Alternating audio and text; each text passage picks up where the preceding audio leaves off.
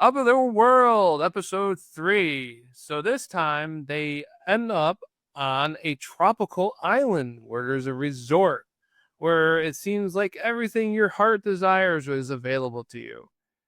The woman who runs the resort, she seems to need some kind of mineral or material. I never really got clarification of what it was that they were mining, but they were taking it out of some of the guests' bodies, and they find that hell has an awful lot of this chemical that they need. So she ends up using this special lip balm to hypnotize him, turning him into her helpless servant.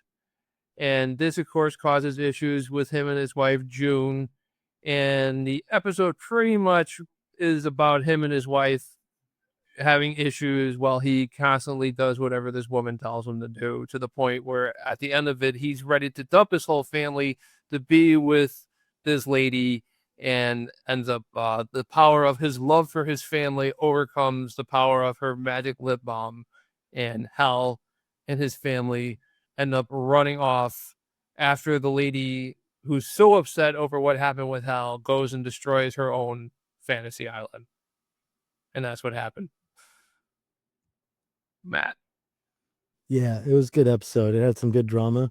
Let's see. So I like the first thing where they say, oh, you've been doing this for 80 years or whatever, and the lady looks like she's maybe 25, 30. And so that was pretty cool, a little hint of what's going on. And let's see. Yeah, there's good drama where you're like, no, dude, don't do it, dude, don't. But let's see. The actress was good. This actress. I thought she might have been the actress from V. I had to go and look it up. She looked a little bit like her, reminded me of her, but no, it wasn't. And everything about the episode was pretty cool. But one thing really, oh yeah, one other thing is this game they were playing. It's based off of some Spanish thing. I had to look it up, but I was instantly thinking Tron. This thing came out like what, a year after Tron, maybe, and and and it was all glowing ball, like a different color when they showed up close. Like they didn't talk to the FX guys, that it's blue when they close and glowing when it's up close down when they're looking at it downwards, but up it's green and not glowing.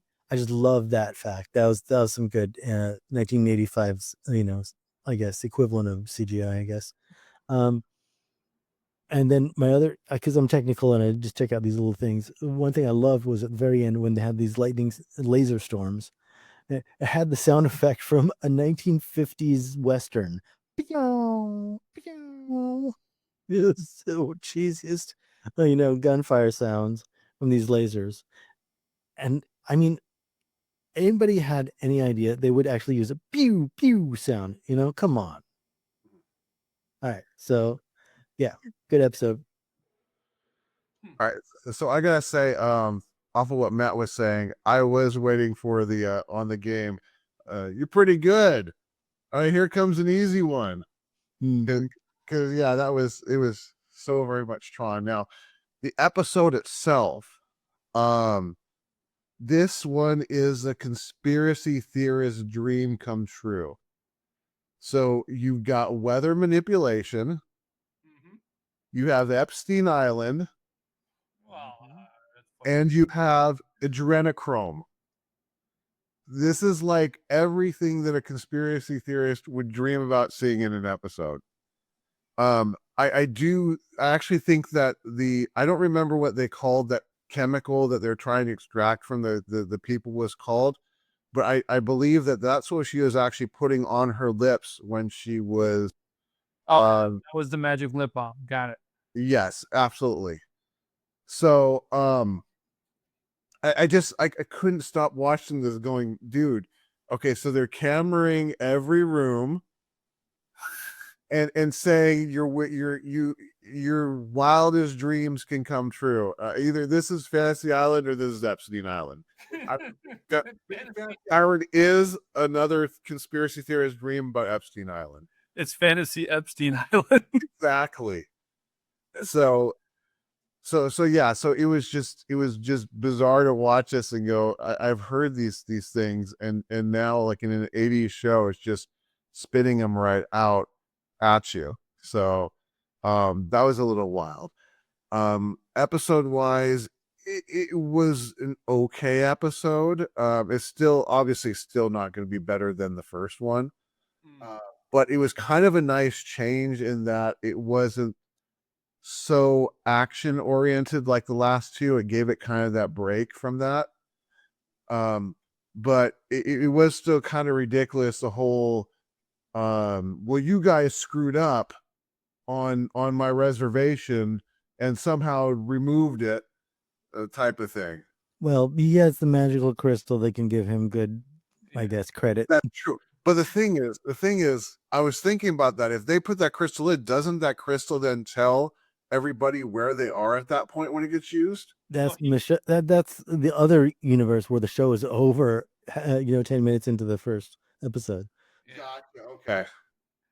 So this one here, are you all set, Mike? oh yeah, that's pretty much it. Okay. This felt to me like a bottle episode because like they didn't move the overall story arc at all. They could have, because Kroll wasn't even in this episode, and he's the antagonist of the whole thing, and we don't even see him. So it's like this episode could have been the third episode, it could have been the fifth episode, it could have been the eighth episode, it could have been any episode. They could have put it anywhere. And I didn't understand why it was the third episode until you mentioned that the last 2 weeks have been pretty action packed. So there's probably why was to slow it down a little bit. Yeah. This whole thing where the magic lip balm hypnotizing Hal, this has been a story that's been used multiple times on multiple sci-fi stories, also like anything that has like kind of any kind of magic, which is kind of maybe the thing I don't like about it. I mean, it maybe I miss when they explain it more scientifically, but like if this is magic, this isn't a show with magic in it. Yeah, I think they attacked it with a science kind of way. Okay. I thought it was a drug, more class. Okay, if it's like a drug, then okay, I'm more okay with it. But if it's like something where like it's just magic lip balm and all of a sudden that hypnotizes people through magic, I don't want to deal with that. But if it's because of some chemical, if they give some explanation, because this is supposed to be science fiction, not fantasy. So they did. It was I believe it was extracting out of fear. It was chemical extracted out of fear. Oh, so this leads more to the Epstein. Yeah. We don't know. We don't know. This. I'm sorry, I'm getting it wrong because it was extracted out of pleasure. Oh, okay. I'm sorry, and that's where I go. So yeah, we don't know. It could have actually been going on. They have those beds where the people go and disappear like a Jedi. Isn't that like what? Huh? Well, the people are getting all their lip stuff sucked out. When they're all done sucking all their life out of them, they go and they like evaporate or whatever, and their sheet goes down just like So essentially, they de-res. Yes, exactly. That guy that went with the Polaroid camera, who only took one shot with the Polaroid, which I don't know why you only would take one shot if you're there anyways. You might as well take two pictures. Then again, I don't know how long it takes for the Polaroid thing to come out. Maybe it takes a minute to come out. Well, anyways, he goes and his son was missing. So you're telling me that the way she's treating Hal like he's the sexiest man on the planet. That's what the son went through too with this same woman. No. She didn't do that with everybody. Oh, I thought that's what she was like a vampire, where she would just like, so she's hitting on a guy, and it's just so she could suck the life out of him. No, he reminded her of her husband or whatever from World Canada. Right. I've only watched this one once, where I watched the other episode twice. See, I thought she was just a hoe. Yeah, this I think is the weakest one so far, because the first one, like I said, the first one we all agree establishes so much. It establishes the premise of the show, the main characters, and blah blah blah. The second episode establishes more of the history of Fall and more of Kroll and how important he is, and also establishes that now the teenage boy, what's his name again? Oh, I don't remember. Trace or something. Oh, yeah. Trace, the teenage boy Trace now has military training in case that comes in handy later on, but it establishes stuff. This one, they'll never mention it again. unless you're gonna hear some fight in like two episodes from now where June and Hal are fighting over the hoe that he went and hooked up with. I don't think this is ever gonna get mentioned again. I think they'll be episodical. I think because you don't hear anything from the first episode or the second episode. Well, he did, but they're still in this alternate dimension, and like I said, he has military training now that, like I said, might come in handy later. If it doesn't, then it doesn't. But I'm looking down the road, like there's still 5 episodes left. At some point, if Trace picks up a gun, I'm happy. It's like, yes, the military training was not a waste of time. Even Speaking of, there was an error in this episode because if you watch it, Did you see the boom mic? huh? Did you see the boom mic? No, I didn't get- no, this is better. It's when they go in to get him, the mother actually grabs the gun, and I believe she blasts the door, but when they go through the door, the son has the gun in his hand. Oh, continuity errors. Yeah, that happens. Yep. Mhm. Yeah, that has to do with your budget. The bigger your budget, the less continuity errors you have. And I loved the wonderful science of how she's got gray hair, puts the thing on her face, all of a sudden she's got makeup on, and the gray hair is now black or Yep. brown. That is my kind of science. Weird science.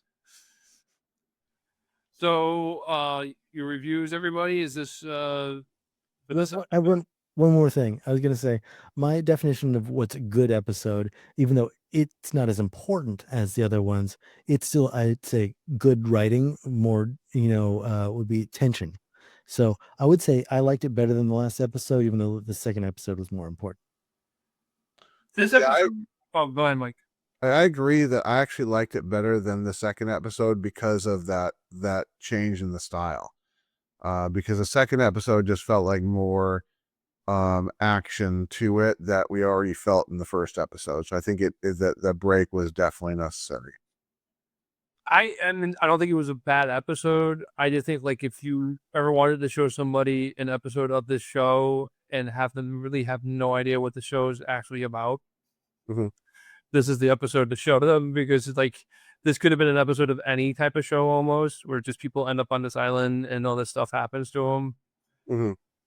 I do agree that he's a little too suave with his, like, hey, you lost our reservation. We made a reservation. This is me. Like, I made this argument in the first episode. He's too suave for a guy in his position. You're not a trained spy. How do you know how to do all this? Maybe he is. You wouldn't know. If he's a good spy, you wouldn't. So anyone else have anything to add? Yeah. I think the next episode is where rock and roll suicide is called. Nice. So that'll be interesting. I think that's that'll be fun. I think that's the one that they have the most. That might be the episode. I was talking to my Chat GPT about this. I'm like, look it up and find out why this show's not on DVD or anything. And it came back saying it's probably the licensing rights to episode 4 because there's so much music in it. Yeah. Interesting. Okay. So we're gonna rock and roll next week with that. Yep. So with that, I think that as always for this, Matt should get the last word. What do you think, Ben? Yeah, go ahead, Matt.